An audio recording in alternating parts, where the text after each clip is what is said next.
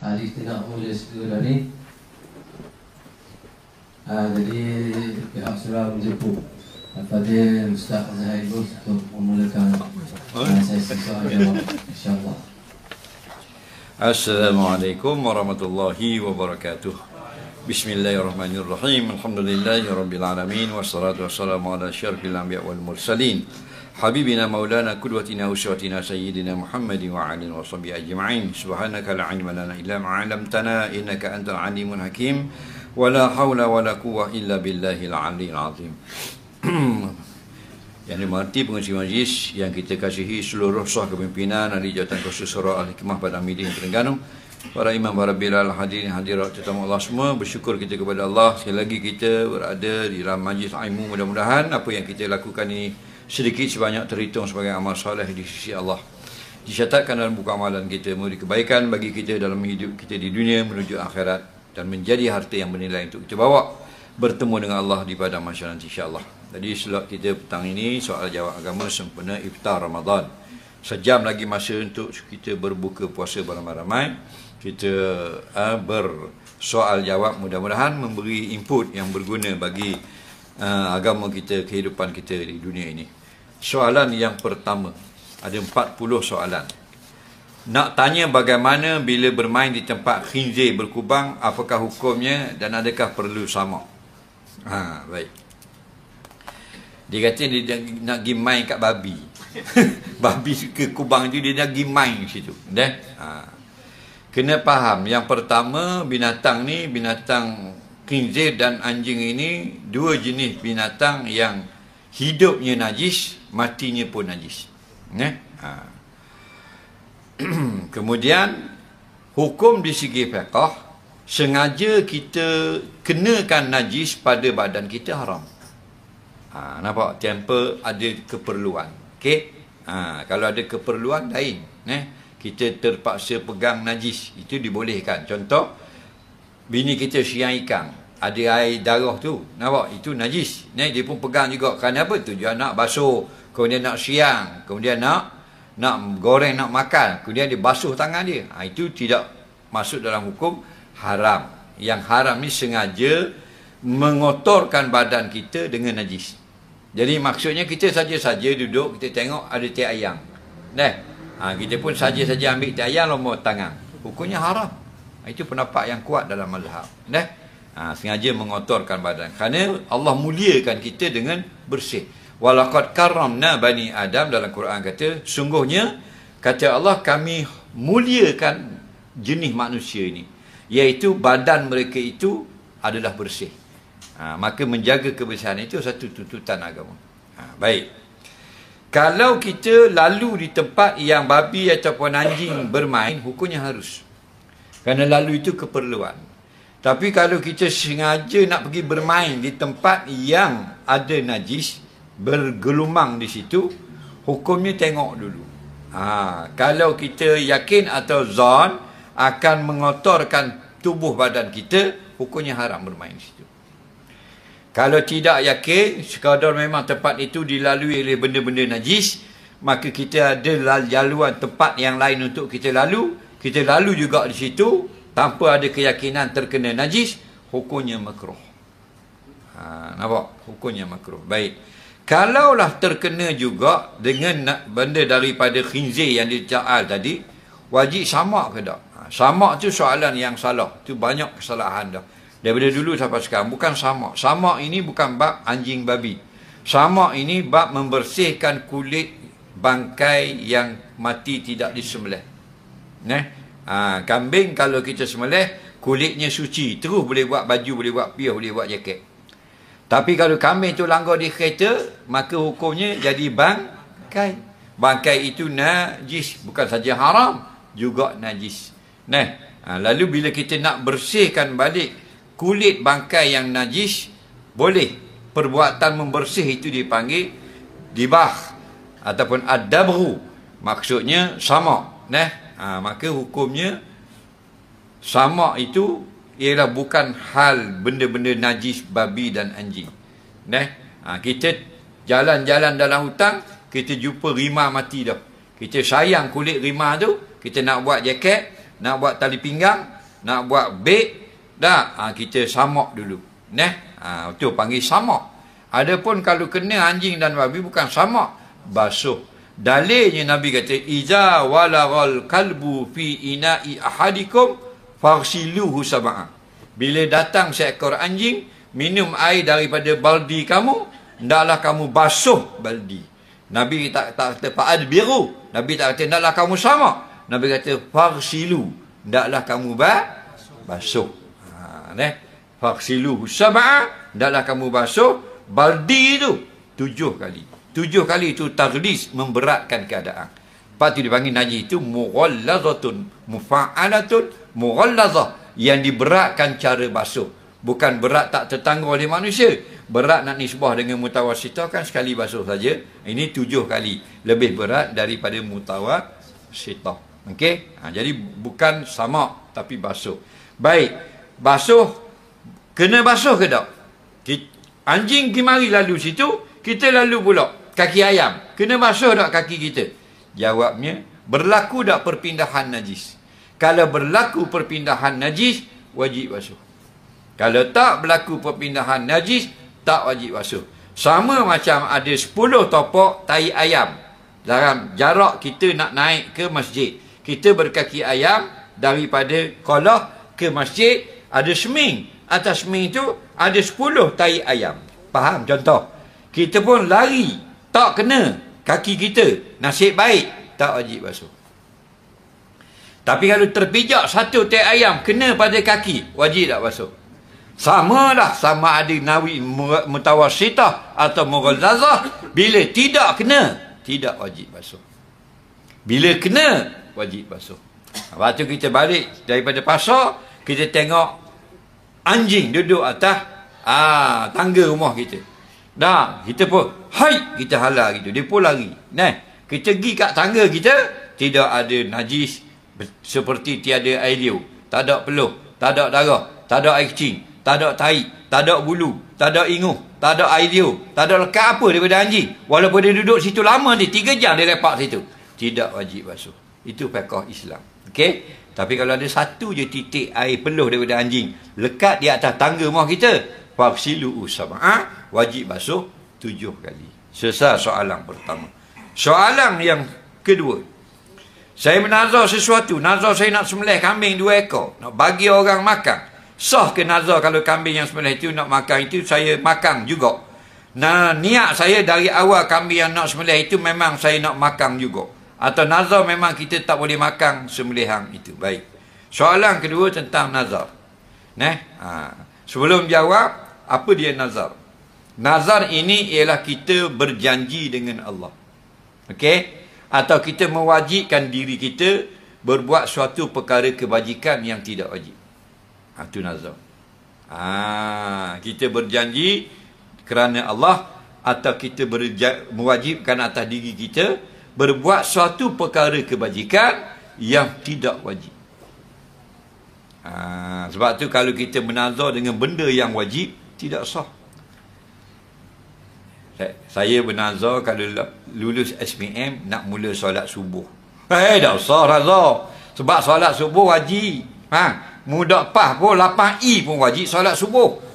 Jangan nazar lagu tu, tak sah. Nazar ni kebajikan tapi yang tidak wajib. Contoh, jamu orang makan wajib tak? Tak wajib tak? Kita bernazar nak jamu orang makan, itu baru sah. Nampak? Kita ni bodoh tak mengaji. Nazar apa? Nazar jalan kaki. Kalau dapat keputusan cemerlang, nak jalan kaki dari Batu Pahat sampai Muar. Tak kebangang namanya. Jalan kaki bukan kebajikan. Siapa dapat keuntungan mu jalan kaki? Bodoh mu syakor saja. Kebajikan ni nak sedekah Quran kat masjid, nak bagi duit kat madrasah, tu baru kebajikan, baru sah nazar. Ada pula nazar cukup kepala. Nampak mana cukup kepala mu? Orang kampung kenyang mu cukup kepala. Dah, nazar ni we makan orang kampung, we pakaian anak yatim, tu baru nazar. Nak cukup kepala kat gitu turut pula. Ada pun nazar ni aku cukup misal. Dah bodoh 2 ekor, tak cukup kepala cukup misal. Jadi nazar nak buat kebajikan. Okey? Nazar nak buat benda yang wajib tak boleh. Nazar nak buat benda yang haram tak jadi nazar. Okey. Bila dia menazar nak sembelih kambing. Nazar ni dua cara. Satu, jika berlaku sesuatu. Yang kedua, tidak perlu berlaku sesuatu. Yang nazar berlaku sesuatu ni begini. Andai aku sembuh dari sakitku, aku bernazar nak sembelih 2 ekor kambing. Nampak? Ni dia panggil perbuatan nazar ada kaitan dengan sembuh atau tidaknya penyakit. Faham? Ada juga nazar tanpa kait dengan sembuh. Seperti aku bernazar sembelih seekor kambing minggu depan. Faham? Tidak ada kait sembuh tak sembuh. Maka dua-dua jadi wajib. Okey. Kemudian dalam soalan ni dia bernazar nak sembelih 2 ekor kambing. Tidak ada sebut dengan sakit apa. Maka wajib sembelih. Bila wajib sembelih? Bila-bila masa. Lebih cepat, lebih afdal. Adakah wajib segera? Tidak wajib. Yang wajib segera ialah kalau dia sebut segera. Contoh, hari ni hari apa? Hari Selasa. Hari Selasa depan aku bernazar sembelih 2 ekor kambing. Maka Selasa depan wajib sembelih. Awak ditangguh 1 kali Selasa lagi berdosa. Faham? Okey. Tapi kalau aku bernazar nak jamu orang surah Al-Hikmah seekor kambing, maka tak tahu bila-bila boleh. Minggu depan boleh, bulan depan boleh, esok boleh. Lebih cepat, lebih baik. Itu nazar dia panggil. Okey? Okey, balik pada soalan, boleh tak dia makan? Kerana dalam hati dia ada niat nak makan. Jawabnya kalau hati saja niat nak makan, tak boleh makan. Kerana tuan punya nazar, kalau nazar yang berupa permakanan, tidak boleh makan sedikit pun daripada apa yang dinazarkan. Mangzur. Tak boleh. Contoh, aku bernazar kalau dapat anak lelaki, sembelih seekor lembu. Beri makan orang kampung. Maka wajib sembelih kalau dapat anak lelaki-lelaki. Dan dia haram makan. Termasuk juga orang yang dia wajib nafkah. Iaitu isteri dia dan anak dia. Tak boleh makan juga. Okey? Tetapi kalau dia nak makan, dia kena bernazar begini. Aku bernazar untuk sembelih 2 ekor kambing dan aku makan sedikit daripadanya. Sebut pada lafaz. Bila ada lafaz begitu, maka pendapat yang muktamad, ia haram lagi dia makan sebahagian daripada binatang yang dia sembelih. Bila dia tak haram makan, anak dengan bini dia turut halal memakannya. Nampak? Sebab tu suruh mari ngaji. Mengaji ni tak ada rugi apa. Betul tak? Tak ada rugi apa pun. Ni pergi kat basking ni. Kat ngaji tak mau pergi. Apa hukum seorang ustaz atau guru sekolah mengejek atau menghina, membandingkan pelajar yang lemah dalam pelajaran kerana menyebabkan pelajar tersinggung, tidak mau belajar lagi?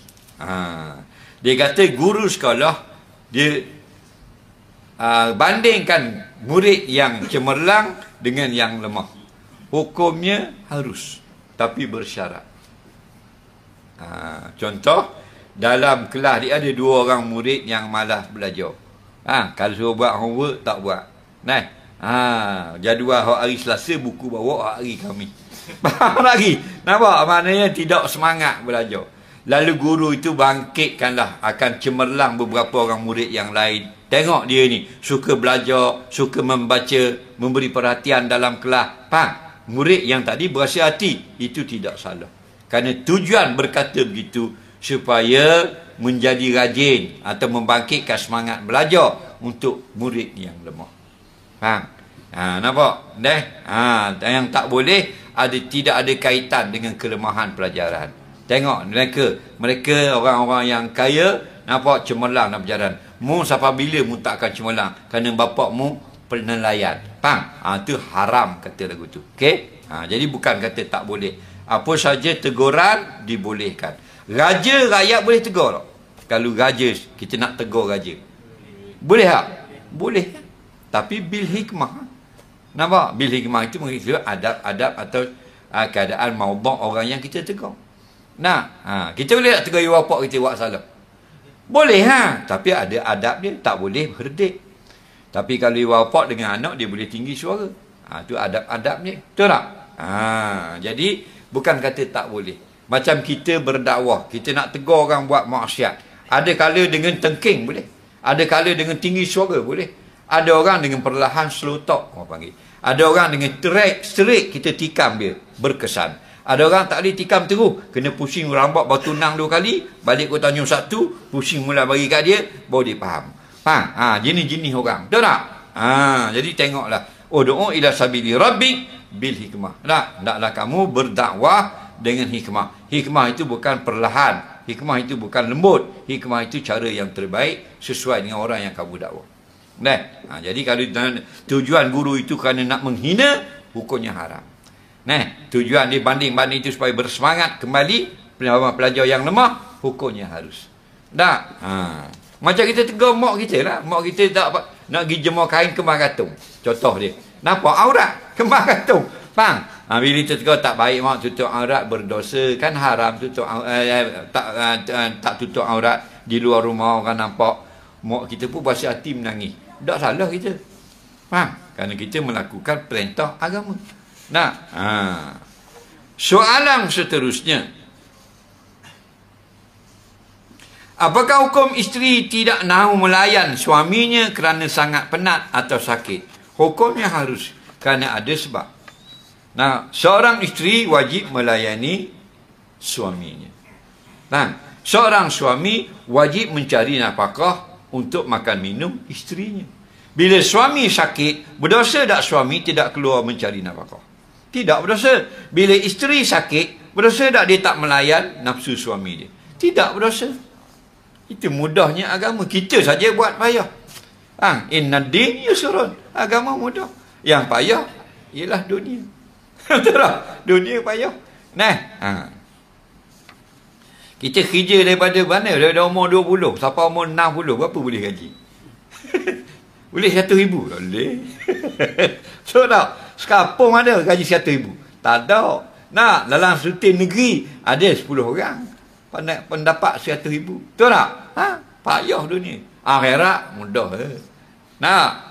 Man qala subhanallah tamla'ul mizan yaumal qiyamah. Siapa kata sekali dalam dunia subhanallah, pahala sepenuh neraca pada hari kiamat. Kaya dia. Mudah. Akhirat mudah. Yang payah dunia. Tengoklah ni musim tik apa? TikTok. Mana buat live? Siapa rajin buat live? Rajin buat live. Pernah tak? Pernah? Berapa view? 20.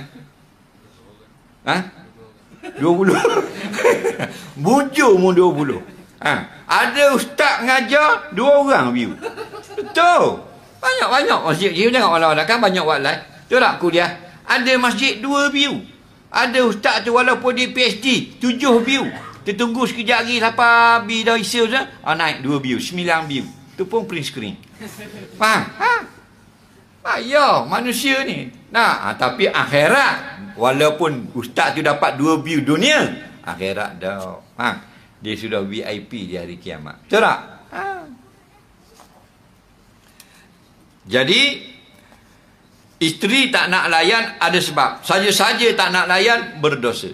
Ada sebab seperti uzur, seperti sangat sakit atau sangat letih, diberi kelonggaran. Nampak? Lepas tu kita suami, walaupun kita ada kuasa mengatasi isteri kita, tapi hendaklah kita dengar suatu hadis. Nabi kata khairukum li ahli. Sebaik-baik kamu ialah yang baik dengan bini dia. Faham? Banyak memaafkan bini dia, banyak bertolak ansur dengan bini dia. Faham? Ada tulis kat jemputan kahwin memuji pengantin seperti Nabi Muhammad dan Aisyah, seperti Ali dan Fatimah, tulis Alu. Dan seperti Yusuf dan Zulaikha. Baik. Dah mana soalan? Dia kata ada dalam jemputan kad kahwin, ada dulu macam cerita, tulisan dulu nak sedapkan ayat. Nak? Pernah baca tak? Ada tulis kat mana? Cuba baca kan? Aku tak ingat kau. Semoga jadi macam pasangan. Semoga pasangan mempelai hari ini dapat saling menyayangi seperti Rasulullah dan Khadijah. Seperti Yusuf dan Zulaikha. Hukumnya harus. Kerana mendoakan seperti itu. Bukan kita kata pasangan itu sama seperti itu. Itu pelawak. Kalau itu mempelai hari ini seperti Rasulullah dan Khadijah. Wow. Faham lagi? Kalau mengharapkan. Macam kita panggil anak syurga. OKU kan? Lembam. Down syndrome. Lagi apa? Autism. Kan ada orang panggil anak syurga. Hukumnya harus. Bukan dia meletakkan syurga bagi anak tu. Tapi mendoakan sekurang-kurangnya mudah-mudahan inilah anak syurga. Tak ada salah. Macam kita kata, isteriku bidadariku. Hukumnya harus. Tapi kalau isteriku sama sebiji macam bidadari, tu berpelawak. Mana boleh terima. Bidadari guana, peluh dia tu berbau kasuri. Binimu ketuk mampu nak kucing. Faham lagi? Takkan sama. Tapi kalau kata isteriku bidadariku, apa maksud? Bukan bidadari seperti hakiki dalam syurga. Maknanya kebaikan tu harap-harapnya ada pada isteriku. Faham?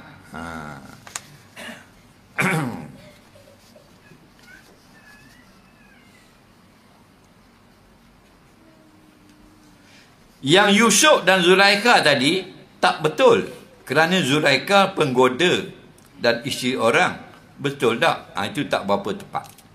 Kerana Yusuf, Nabi Yusuf alaihi salam, tidak ada mana-mana hadis yang sahih atau hasan meriwayatkan berkahwin dengan Zulaikha. Nampak? Dalam kitab-kitab tafsir yang mu'tabar, tafsir Ibn Katsir, tafsir Qurtubi, tafsir Fakhrul Razi, tafsir Baydawi tidak menyebut. Tafsir Imam Suyuti dengan hadis yang sahih. Jadi sebahagian penafsir mengaitkan akan berlakunya perkahwinan walaupun hadis itu tidak, hadis itu lemah, hadis itu dhaif. Jadi tentang kisah Zulaikha itu sahih kerana diceritakan dalam Quran. Cuma perkahwinan mereka itu tidak sahih. Hak sahihnya kita isbat ialah tidak berlaku perkahwinan.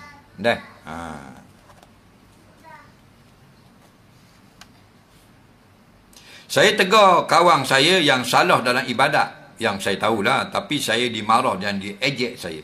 Adakah patut saya berhenti tegur pada masa lain, atau patut saya beritahu orang yang lebih tahu untuk menegur kesalahan itu? Baik, kawan dia semayang salah, contoh dia tegur, kawan dia ejek balik, anda mu kau ustaz, dia kata lagu tu. Okey, yang pertama nak khabar, syarat nak tegur orang tak syarat ustaz. Syarat nak tegur orang ialah tahu saja. Tak syarat pakai piah, tak syarat ada janggut, tak syarat pakai serban, tak syarat mengaji azhar, tak syarat mengaji pondok, tidak. Syarat dia tahu apa yang betul, apa yang salah, dia boleh menegur kesalahan. Walaupun pakai topi sudu, kerja jual skrin atau pasang mozaik, pakai seluar jing, tak ada masalah. Dia tahu benda yang betul, dia tegur. Jadi kalau orang tak mau menerima, sudahlah. Kerana kita bukan wajib pastikan orang menerima. Kita wajib tegur. Man ra'a minkum munkara falyughayyir. Kamu mana-mana seorang kamu, kalau ada nampak hak tak betul, maka betulkan dah. Yughayyir tu makna betulkan dah kalau yang tak betul. Kalau benda maksiat, maknanya halangilah. Yughayyir tu luah maknanya. Okey. Kalau orang salah baca tajwidnya, yughayyir itu makna betulkan bacaannya. Nampak? Jadi kita nak betulkan bacaan orang.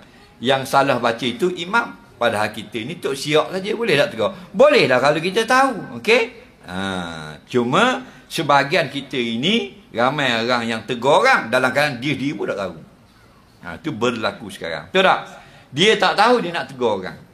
Ini kita tengok banyak dalam Facebook kan. Dia kata tuan guru tak betul.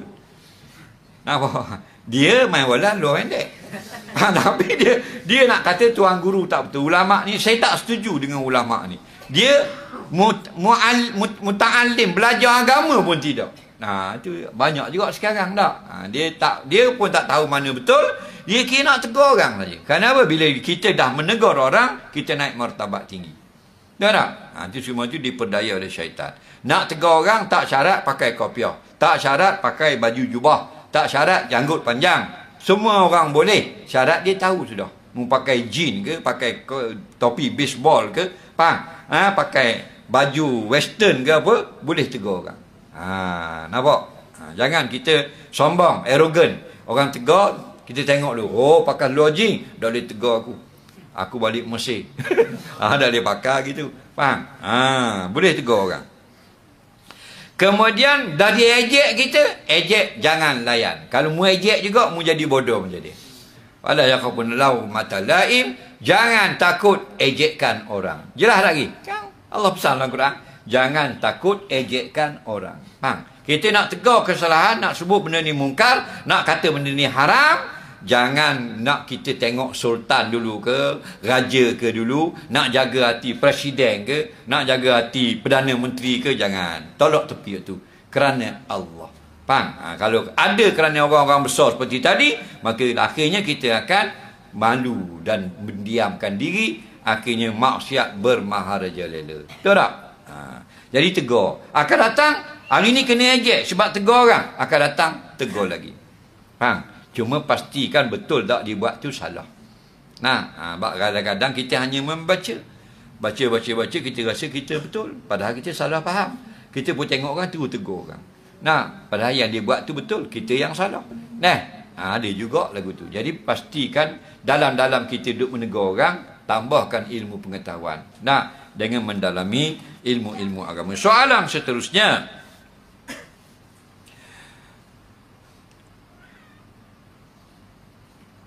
di dalam syurga nanti boleh tak jadi Tuhan? Suka budak-budak. Budak pun suka. Sebab tu ramai orang jadi sesat bila tak belajar ilmu tauhid. Ilmu tauhid ni bukan sekadar kita nak lepaskan fardu ain. Faham? Kita nak kenal Allah, kemudian kita nak jaga syahadah kita. Sebab iman kita ini dia naik turun. Dia boleh jadi hilang di masa akan datang. Yang pertama belajar supaya akidah kita tu betul. Kerana ramai yang berakidah. Kristian pun berakidah. Majusi ada akidahnya. Syiah ada akidahnya. Betul tak? Belajar biar betul. Akidah ni iman yang dipegang sungguh-sungguh di dalam hati. Itu akidah. Orang Kristian dia belajar Tuhan itu 3. Dari 3 menjadi 1. 1 menjadi 3. Nampak? Ajaran dia. Dia pegang kemah-kemah, tidak berganjak.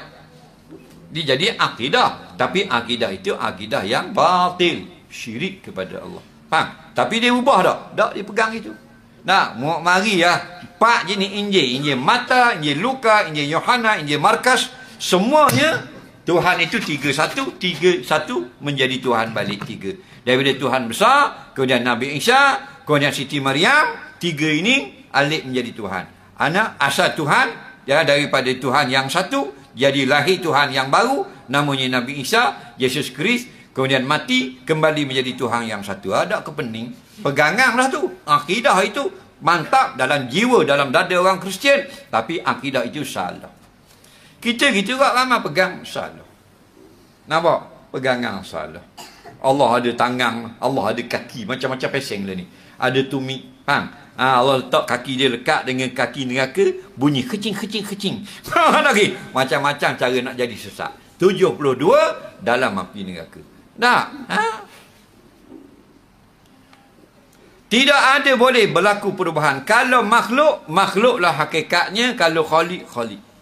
Sebab tu tidak ada duanya bagi Tuhan. Kerana hakikat Tuhan ialah wahdaniyah. Dia esa. Kalau dua, bukan Tuhan. Nampak? Contoh, kalau dua bukan Tuhan. Allah nak menjadikan langit 7 lapis. Allah yang satu. Allah yang kedua, Tuhan yang kedua, nak buat 6 lapis. Dah bila nak siap langit? Dah kalau ada 2 Tuhan, tak usah banyak. Ada agama sampai 77 juta Tuhan. Faham? Tak? Kalau Tuhan itu 2, baik. Tuhan A, Tuhan B. Nak buat langit. Langit ni kita beranak ada dah. Dulu tak ada. Langit ni tak ada. Masa Allah nak cipta alam, nak buat 7 langit. Tuhan A. Tuhan B nak buat apa? Contoh, Tuhan B nak buat 2 langit. Tuhan A nak buat 7. Berapa siap? Jadi berapa lagi? Jadi yang ni buat 7, ni buat 2. Gitu. Ha. Jadi macam ke projek. Nampak? Hak tu buat semi, hak tu gaul semi, hak tu ikat bata. Gitu. Itu menunjukkan bersyarikat. Bila bersyarikat itu bukan Tuhan. Faham lagi? Perlukan vendor untuk siapkan sesuatu projek. Faham? Jadi makhluk tetap makhluk. Kena ingat, itu hakikat Khalik. Dia khalaqa, dia seorang saja. Wallazi khalaqa samawati wal ard. Dia seorang saja yang khalaqa, yang buat.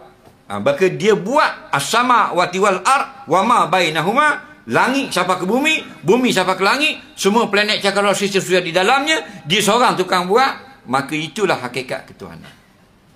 Nampak? Jadi soalan di dalam surga, boleh tak nak jadi Tuhan? Siapa nak jadi Tuhan? Tidak ada. Tuhan tidak menjadi Tuhan. Tuhan Allah ialah Allah. Bukan Allah tu jadi Allah. Kalau Allah jadi Allah, ada tarikh lahirnya. Allah itu Allah, Tuhan yang Maha Esa. Zat yang wajib ada. Bukan Tuhan, dia jadi Tuhan. Dulu tak ada Tuhan, dia pun nak jadi Tuhan, patukung payakung jadi Tuhan. Asal dak Tuhan. Gitu. Dak. Kena faham. Kenapa panggil kita makhluk? Makhlukun ma khuliqa. Perkara yang dicipta. Siapa cipta? Kalau khuliqa bina majhul. Tak. Sebab tu kita banyak dengar dalam hadis, kita dengar. Tak. Barang siapa yang berjabat salam bertemu kedua orang Islam, ghufira lahuma, diampunkan bagi keduanya. Malam yatafarraqa, sebelum berpisah. Kenapa tak kata ghafarallahu lahuma? Asal ghufira itu ghafara. Asal daraba, asal duriba daraba. Asal fu'ila fa'ala. Fa'ala bina maklum, fu'ila bina majhul. Kenapa dikatakan ghufira? Kerana tidak ada seorang yang boleh mengampun melainkan satu saja, Allah.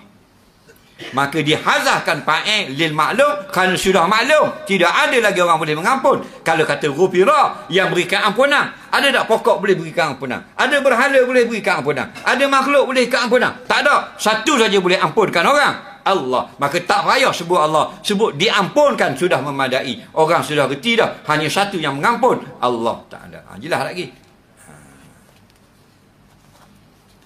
Maka kita bukan bertukar hakikat. Hakikat tidak bertukar. Hakikat tu pun dia hakikatun, daripada dua huruf asal. Nampak? Hakakun, hakun. Nampak? Kau nak cakap hakikat. Hakikat, nampak? La tubaddal, tidak berubah. Nampak? Hakikat makhluk. Hakikat Tuhan. Apa makna hakikat? Kebenaran tidak berubah. Nampak? Nak jadi benda lain, jadilah. Makhluk tak jadi Khalid tak jadi makhluk. Ada baru ni doktor PhD, dia kata Allah ni Tuhan ni alam ghaib. Bodoh tu doktor. Alam tu makhluk lah. Alam ni, nampak kan kita duk baca Alhamdulillahi Rabbil Alamin. Segala puji Allah bagi sekalian seluruh alam. Alam dia. Alam mana alam? Panji alam, sekolah panji alam. Alam tu ma siwallah, semuanya selain Allah. Sebutlah apa saja. Ni soket, alam. Bumbung, alam. Meja, alam. Tok Bila, alam. Cicak, alam. Langit, alam. Selain Allah, alam. Maknanya alam tu makhluk. Ada pula dia kata Tuhan itu alam ghaib, makhluk ghaib. Dia jahil. Hakikat dia bercakap, dia tak tahu apa yang dia bercakap. Maknanya dok center tak. Man lam ya'lam ma takallama bihi fa huwa junun. Barang siapa yang tidak faham apa yang dia sendiri yang buat bercakap, dia orang gila. Tak, hak dia bercakap tidak faham, sakit otak dia panggil. Alam lain pada Allah. Alam tidak akan jadi Allah, Allah tidak akan jadi alam. Nampak?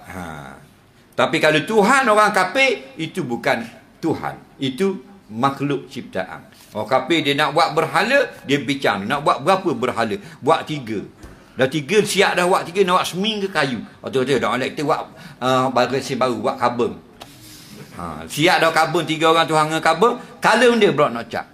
Kita cat 3 color, merah, orange, biru. Faham? Nampak? Betul tak?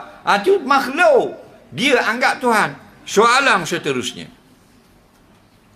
Sekarang banyak kita makan beras tempatan campur dengan beras import. Dari zakat fitrah kita nak kena makan beras murah atau beras mahal, tak? Baik. Dulu tak berlaku gini. Ini beras dalam tempatan tak ada.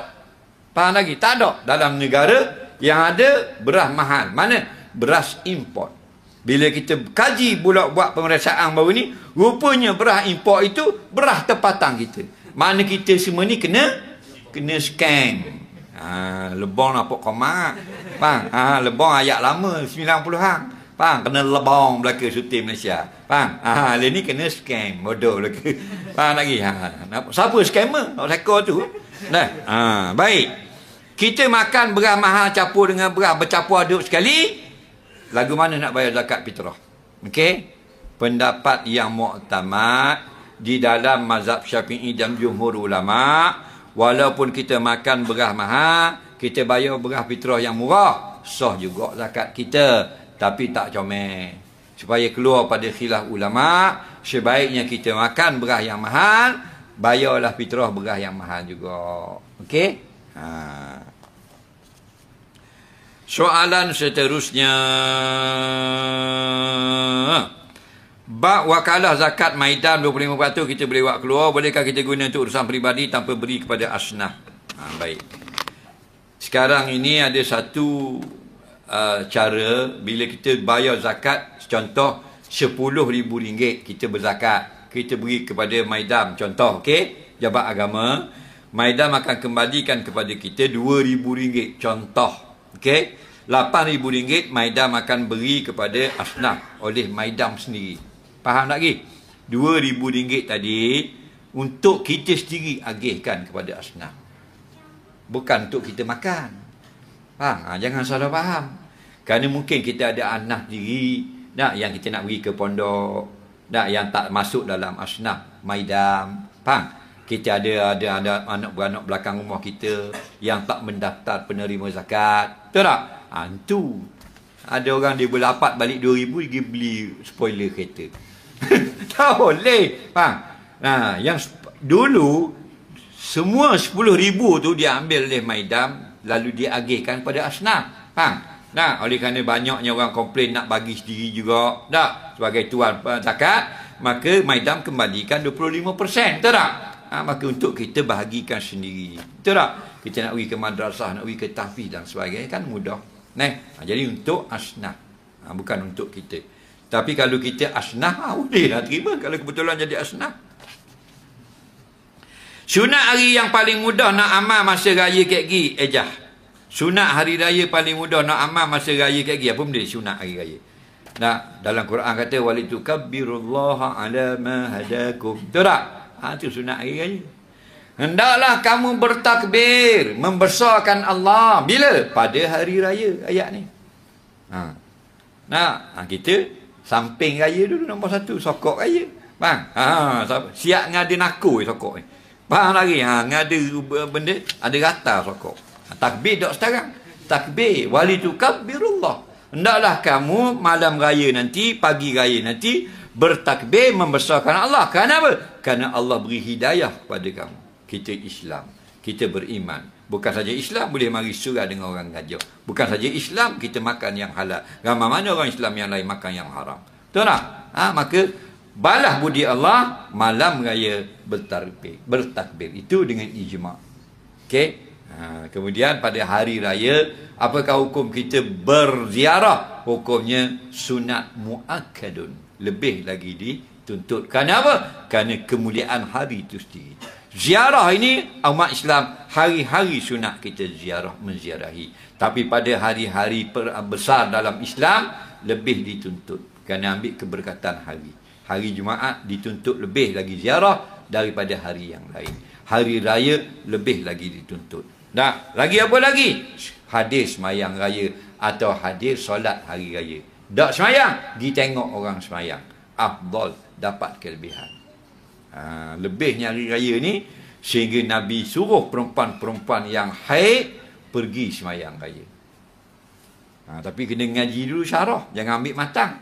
Lama perempuan haid semayang raya, balik awal. Ustaz khabar sunat. Faham? Maksud pergi semayang raya, perempuan haid tadi, ialah pergi hadir di tempat orang semayang raya. Dia haid tak boleh semayang. Dia nifah tak boleh semayang. Ada orang nak buat semayang raya, pergi duduk di belakang masjid ramai-ramai. Contoh. Kerana apa?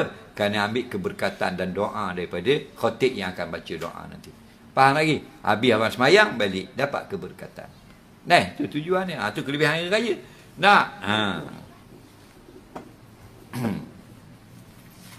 Kita semayang raya pun tak apa-apa. Sampai kampung lewat bah tayar pancit di Temeloh. Ingat ke sampai pukul 6 pagi. Boleh semayang raya 8.30. Tayar pancit 2 butir. Sampai kampung, Terengganu, pagi raya, pukul 9 dah. Orang habis dah semayang raya. Habis dah semayang raya. Sudah dah setara. Terus dah semayang raya balik main bunga api. Nak ke bodoh namanya. Dah kalau mu tak dan dah orang semayang raya, mu semayanglah seorang di rumah. Semayang raya boleh tak semayang seorang? Boleh dah pun tak semayang. Bodoh. Lagi pasal tak pergi belajar agama, duk fikir semayang dia macam semayang Jumaat. Tak sempat semayang ramai-ramai, semayang seorang, jangan terlepas. Tahu tak? Tapi tak payah lagi pinjam tongkat pula masjid. Balik baca ketubah sekor lagi ke bodoh baca ketubah. Tak payah. Faham? Tu tak cerdik. Pakai baju ekspedisi. Gitar no tak belakang. Dah cerdik bukan orang marah main gitar, dak pergi belajar jadi bodoh.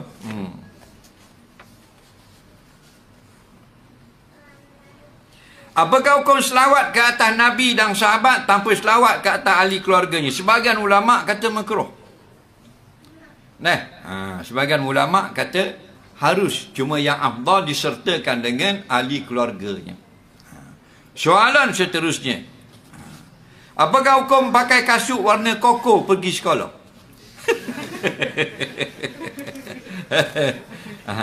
Kasut warna koko pergi sekolah. Untuk bila itu pergi sekolah tak? Sekolah mana? Pusat Serenti. Cabang 3. Kasut warna apa? Kasut hitam. Mudak dan kasut putih. Aku kasut putih dulu.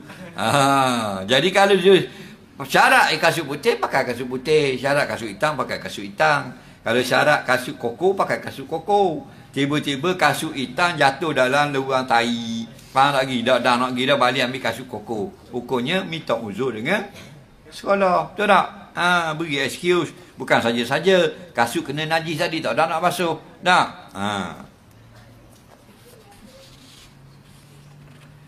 Bolehkah tengok gambar X-ray aurat wanita bukan mahram? Contohnya gambar X-ray laki-laki wanita tersebut. Gambar X-ray kaki wanita. Tak boleh. Melainkan orang yang berkenaan. Mana? Pekerja bahagian bidang X-ray.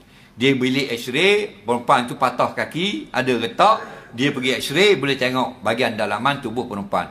Kita yang tak ada kaitan, jangan tengok. Kerana ada sebagian ulama' masukkan dia termasuk aurat perempuan. Dan ni ramai yang tunjuk gambar dalam baby, dalam janin, nak boh dalam Facebook biar orang tengok ramai-ramai. Itu aurat perempuan bini kita. Faham? Kenapa kita tunjuk? Kerana kawan-kawan Facebook kita yang lain tunjuk. Kita pun ikutlah. Kerana kita bangang. Faham lagi? Betul tak? Nanti kawan-kawan Facebook kita tunjuk punggung bini pula pun tunjuk attack. Faham? Biar sama dengan kawan-kawan. Betul tak? Belajar dulu baru buat. Okey? Nak tunjuk benda lain. Tunjuk gambar baju baby. Betul lah. Baju baby beli. Akan lahir insyaAllah. Sebulan lagi. Tunjuk gambar botol susu beli dah. Tak ada masalah pun. Bukan semua tak boleh Islam ni. Faham? Dia tunjuk dalam perut binimu tu. Boleh seperang tu sekian had dah. Tak? Apa dah tunjuk gambar beranak lagi buat live Facebook.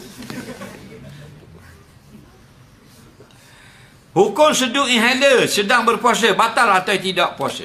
Tengok apa yang masuk ketika inhaler diseduh. Inhaler ini untuk melegakan lelah orang yang ada lelah. Faham? Lelah ni ialah saluran paip pernafasan saraf kita, udaranya tersekat atau sedikit atau terkepit terus. jadi lelah. Faham? Jadi bila kita tarik, pendek. Kalau tersumbat, jadi biru muka. Bila kita sedut inhaler, ada bius di dalam cecair dalam kotak inhaler itu, kita tarik. Dia akan masuk sampai bukan dalam perut, lebih pada kerongkong, pergi masuk dalam saraf. Dia membius saraf-saraf yang tersumbat, mengembang. Bila mengembang, dia jadi lega. Dia jadi lega.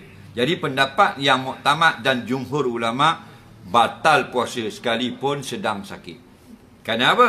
Kerana berlaku lepas sesuatu ain, melepasi kerongkong. Pendapat sebahagian mutaakhirin moden, ulama moden kemudian, bukan ramai, sebahagian mengatakan dimaafkan kerana apa? Dimaaf tak batal? Kerana dia sedang sakit, maka dilonggarkan hukum. Dan yang kedua ialah kerana inhaler tadi tidak mengenyangkan, tidak masuk ke dalam perut, hanya pergi kepada paru-paru untuk melegakan pernafasan yang sangkut. Jadi ada benarnya juga. Jadi siapa nak ikut pandangan-pandangan itu, silakan. Bila ada keluasan pandangan ulama, maka tak elok kalau kita sempit-sempitkan. Faham? Jadi fatwanya, kalau orang yang sikit-sikit sedut inhaler, batal. Tapi kalau orang nazak sungguh, berat sungguh pernafasan dia, nak menyelamatkan keadaan, dia sedut inhaler, ambil juga pandangan mengatakan tak batal, awak punya pasal. Yang ustaz-ustaz mari ngajar kata inhaler itu membatalkan, itu betul dah. Itu pandangan yang kuat, pandangan majoriti ulama. Okey?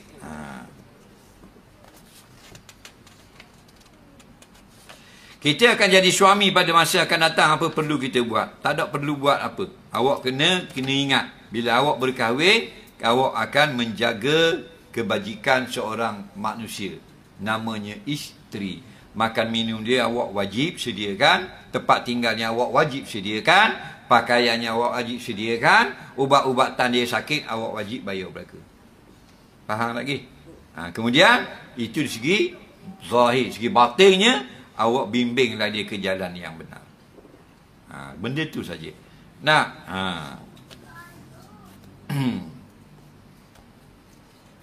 saya ambil air semayang, patut saya telang air, batal atau tidak puasa saya?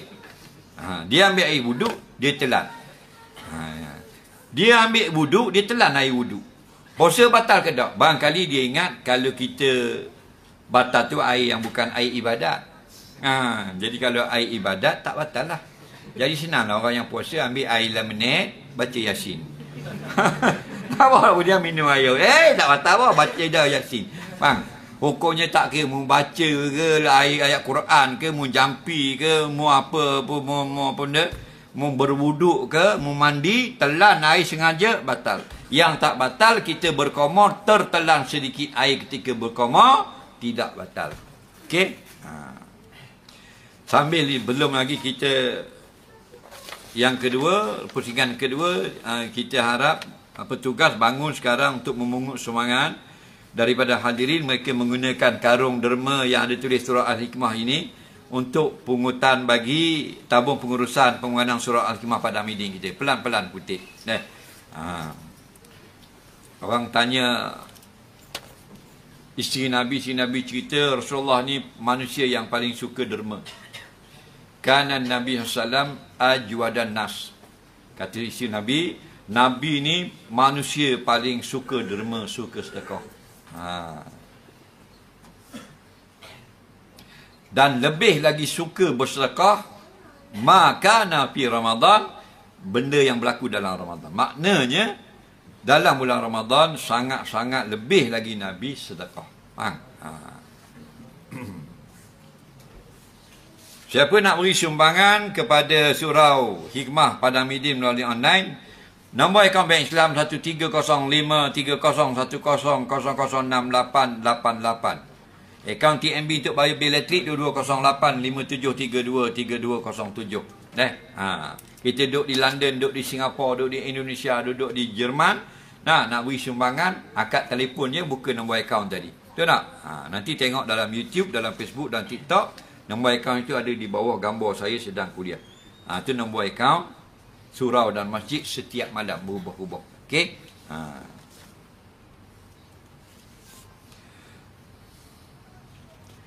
Pendapat Ustaz tentang ibu bapa yang terlalu memaksa anak dalam suatu bidang. Tak molek kalau kita paksa. Nah, ni. Adapun dalam bidang, dalam perkara-perkara kewajipan agama, itu kita buat pun bukan dengan jalan paksa, dengan jalan tarbiyah. Sebab tu Nabi kata, muru auladakum bisolah wahum abna'us sab'in. Hendaklah kamu suruh anak kamu solat bila umur mereka 7 tahun. Tapi suruh itu bukan dengan suruh wajib, hari-hari kita suruh kena buat semua. Suruh itu atas jalan tarbiyah. Maknanya kita suruh dia semayang, kita suruh dia tutup aurat, suruh dia puasa. Tapi dia puasa sampai pukul 11, dia kata, mak lapar perut nak makan nasi. Biarkan dia berbuka. Kerana itu jalan tarbiyah. Yang wajib puasa sampai petang, kita dengan bini kita. Mak budak tu. Anak kita hanya wajib tarbiyah. Perkenalkan hidupnya dengan puasa. Perkenalkan hidupnya dengan solat. Faham? Dalam dia buat, dalam dia tinggal juga. Tak apa. Supaya bila sampai masa betul-betul balik, solat itu sudah menjadi lumrah hidup dia. Sebab kalau kita tak ajar daripada kecil, umur 29 baru suruh semayang, dia tinju muka kita 2 biji. Faham lagi? Ramai anak bergocor dengan ayah. Apa? Ayah suruh tutup aurat. Betul tak? Dari kecil tak biasa. Jadi lain pada benda agama. Contohnya kita nak suruh dia masuk sekolah sains. Faham? Dia tak minat. Kita nasihatkan lagi. Tak minat juga, tanya dia apa yang dia minat. Dia minat vocational. Dia nak jadi seorang plumber, tukang pelan, tukang kimpal dan sebagainya. Beri apa yang dia minat, asal benda itu tidak salah pada agama. Betul tak? Ramai orang ayuh anak dia dapat 2A 6B SPM. Dipukulnya anak tu. Patut anak tu ramai-ramai pukul ayah. Pasal ayah 8E. Dulu 8E. Sekolah Tuku Bariah. Patut ikat ayah di batanya. 7 beradik pukul ayah.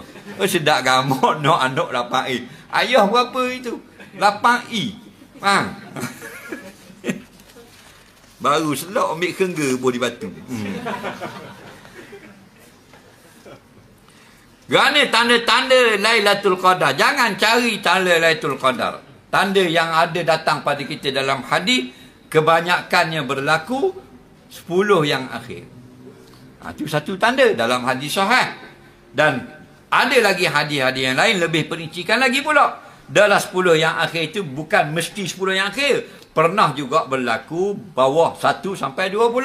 Tapi kebanyakan 10 yang akhir. Faham? Itu satu tanda. Tanda yang kedua, ada banyak hadis, kebanyakannya malam ganjil. Itu tanda dia. Kemudian datang mitos. Datang dongeng, dia kata malam Lailatul Qadar sejuk. Malam lain sejuk juga kau. Sebut malam sejuk lah. Mugi gurun Sahara pun malam sejuk, dia siang panas. Dia nak pelawak. Kemudian pokok jatuh. Jadi kawan tu duk itak mokok naku, duk jatuh pokok, dak mayang tidur dulu. Bangun tengok pokok jatuh. Dia pun mayang mana tu. Esok tengok langgar di motosikal pokok. Faham lagi tak betul. Setiap malam kita semayang Isya, kita semayang tarawih walaupun semayang seorang di rumah, ada witir, tarawih kita ada witir, dikira sudah mendapat Lailatul Qadar. Kalau setiap malam kita semayang Isya, kita semayang garik, kita semayang Isya, kita semayang tarawih, kemudian kita semayang witir. Dikira sudah mendapat Lailatul Qadar. Yang kata ni ulama. Antaranya dalam kitab Yas'alunaka Fiddin, Dr. Ahmad Syarbasi ulama Mesir. Setiap malam Ramadan kita buat semayang Isya, semayang garik, semayang tarawih, semayang witir. Sekali pun kita semayang tarawih seorang diri di rumah, dikira sudah mendapat Lailatul Qadar. Kerana Lailatul Qadar akan berlaku salah satu pada malam Ramadan. Cuma tepat atau tidak. Kadang-kadang Lailatul Qadar berlaku pukul 2, kita sudah tidur pukul 12 malam. Juga mendapat keberkatan Lailatul Qadar. Orang yang paling banyak kelebihan ialah ketika Lailatul Qadar berlaku pukul 2.30, dia sedang beribadat dan berdoa. Dia paling banyak kelebihan Lailatul Qadar. Okey? Soalan seterusnya, apakah hukumnya nadah kitab secara online? Hukumnya harus. Dulu masa internet pakai dial up, ingat tak? Internet pakai pulang. Tahun 2001, 2002. Ulama mengajar di Jordan, di masjid di Yarmouk, Jordan. Orang budak-budak di Yarmouk tu nak buat live. Tengok internet pakai dial up. Mengajar di Kuala. Kita dial up dulu ladang, surah ladang.net. Faham? Tek tengah mengajar ni, dia ngajar kita. Tengok nadah sini di Terengganu. 2 minit putus. Ni putus pula. Sambung pula. Ngeng. Ni lagi jelas. Tahu tak? Lagi comel, cantik je. Silakan. Semua tu nikmat Allah. Dah, ambil guna untuk kebaikan akhirat. Dah, tak ada masalah. Kita duduk di offshore. Duduk di tengah laut atas rig. Tahu tak rig? Benda rig. Pelantar minyak. Kerja nak cari minyak, kita tukang isi minyak. Mu pandai isi minyak. Tukar cari macam nak apa duduk tengah laut. Betul tak? Drilling minyak buat keluar tu. Di sana tu malam-malam dia orang layan YouTube. Separuh layan snooker, separuh layan YouTube kuliah. Masing-masing punya hal, betul tak? Mereka nadah kitab di sana. Dengar orang mengajar di sana. Kita duduk sini orang mengajar, Ustaz Somad mengajar di mana? Di Riau ni siap boleh dengar online. Betul tak? Tak ada masalah. Ambillah kenikmatan akhir zaman ini untuk keperluan akhirat.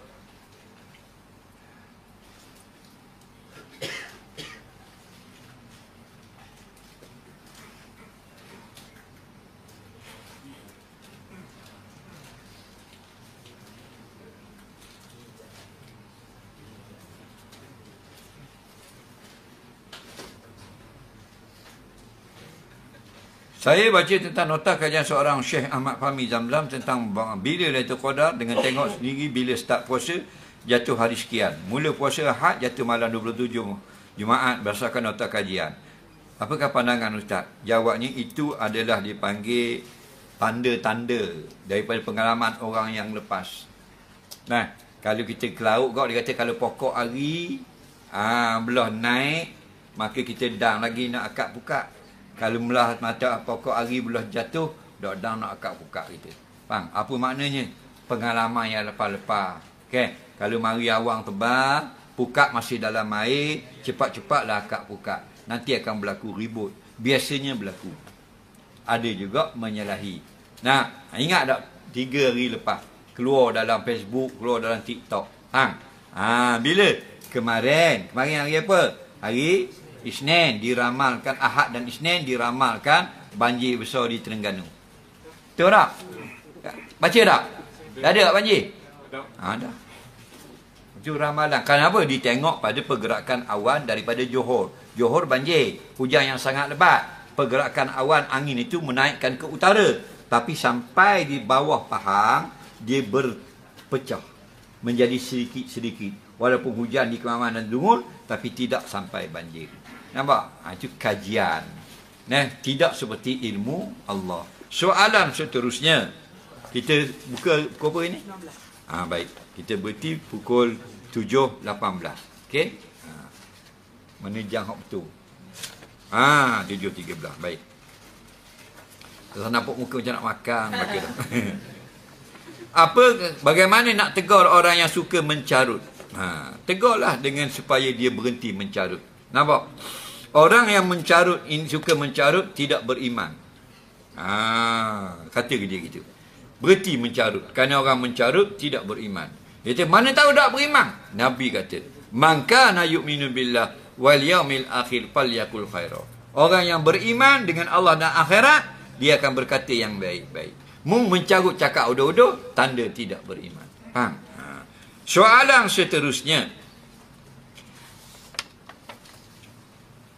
Apakah hukum duduk tayat akhir seperti tayat awal? Kata Imam Syafi'i, aku sukai, uhibbu ni kalau perkataan Imam Syafi'i di dalam kitab Al-Um dan dalam kitab Mukhtasar Muzani, maknanya disunatkan wa yusannu. Maknanya disunatkan duduk tayat akhir, duduk tawaruk. Tapi kalau duduk tayat akhir seperti duduk tayat awal, solatnya sah, tidak ada masalah. Ini masalah sunat saja. Okey. Soalan seterusnya.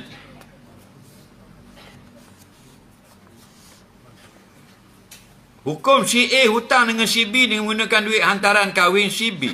Hingga kini hutang tersebut belum dibayar. Tak kira lah dia berhutang dengan si B, duit apa sekalipun. Si B itu dapat daripada hantaran. Maka tetap sah hutang itu. Tak? Si B itu dapat daripada menjual sesuatu. Sah hutang itu. Bila berhutang, wajib bayar. Walaupun suami yang berhutang, suami wajib bayar. Bila wajib bayar? Dua syarat. Yang pertama, sampai tarikh yang dijanjikan. Yang kedua, pada tarikh itu, orang yang berhutang ada kemampuan membayar. Soalan seterusnya. Apakah hukum buku lauk sebelum berbuka? Apa yang jadi dengan lauk itu dari segi hukum? Tak tahu apa maksud buku lauk sebelum berbuka. Lauk siapa yang membuku? Laukmu, aku pandangmu lah. Lauk orang ambil tanpa kebenaran, haram hukumnya. Kerana berbuka itu untuk orang di masjid saja. Digi buku awal-awal boleh dalam gaga mutuk, makan suku, buku suku. Itu kata mencuri namanya. Faham? Kena khabar ke tuang masjid. Nampak? Kenapa? Pengusi saya ni ramai anak di rumah, buka sinilah. Faham? Jadi saya nak minta lah lauk teh nak balik di rumah. Faham lagi? Pengusi kata ambil dengan kawah-kawah. Kita pun orang panggil lori ambil dengan kawah-kawah. Hukumnya harus. Kan disebut dah boleh oleh pengusi. Soalan seterusnya. Bagaimana nak bayar hutang orang yang sudah mati? Pada siapa harus dibayar? Memang payah sebab dia sudah mati. Kenapa begitu? Kerana ketika hidup mu tak sibuk nak bayar. Asal mati sibuk nak bayar hutang. Faham? Jadi cara nak bayarnya wajib serah kepada waris. Isterinya, anaknya, bapaknya. Jangan ada orang pergi atas surat. Haram. Pergi sedekah pondok. Haram. Tak boleh. Yang kata sedekah ni bila tidak ada tuan hutang dan tidak wujud lagi waris, baru sedekah. Lagi ada waris, wajib serah kepada waris. Bazar mana best kat Terengganu? Ada kok soalan gitu. Kalau bazar Ramadan petang-petang, kalau saya pergi beli kuih anak-anak, best sekali. Maksud best di sini ialah kuihnya ada dan mudah untuk kita, iaitu Masjid Terapung. Kita boleh berhenti kereta betul-betul depan gerai yang mana kita nak dan kita beli, tak orang tak ramai, tak berkepit-kepit, pahala tak rugi banyak. Kita terus masuk kereta, terus balik. Faham? Kalau ngadang baru cabang 3 Batu 6, balik awal. Nah, kita bawa pahala 3 riyal, depan punggung gini. Dah teruk nak beli lauk ni, punggung gini. Faham? Jadi balik tu hutang balik 15 riyal dengan Allah. Faham lagi? Nah, dah berteruk-teruk. Jadi kalau nak lega, tak boleh lawan dah. Masjid Terapung. Ataupun yang jual kuih tepi-tepi jalan yang tak ramai orang. Tapi kadang-kadang ni bini pula nak makan netbak, kena pergi jugalah. Kalau mesti besar suruh boleh lagi kita tak ikut. Tapi kalau bini kita jeng kalau kita tak beli. Dia buat mata belalok itu, jeng dah kita tak terawih malah tu. Faham tak? Jangan main kau apa. Siapa bercakap tentang urusan dunia peribadi dalam masjid, Allah akan butuhkan amal ibadat 40 tahun. Tidak betul. Yang betulnya boleh lagi bercakap urusan dunia selagi tidak mengganggu urusan ibadat orang dalam masjid. Jadi kata ulama, kalau kita tak berzikir nak bercakap hal dunia boleh, tapi perlahan-lahan. Soalan terakhir pada petang ini, tolong sahabat doakan saya Muhammad Muslim bin Muhammad Amal yang patah pipi, tercabut tulang. Pipi patah kena pula, tulang pinggul akibat kemalangan jalan raya, supaya sihat sedia kala. Amin ya rabbal alamin. Masuk dah?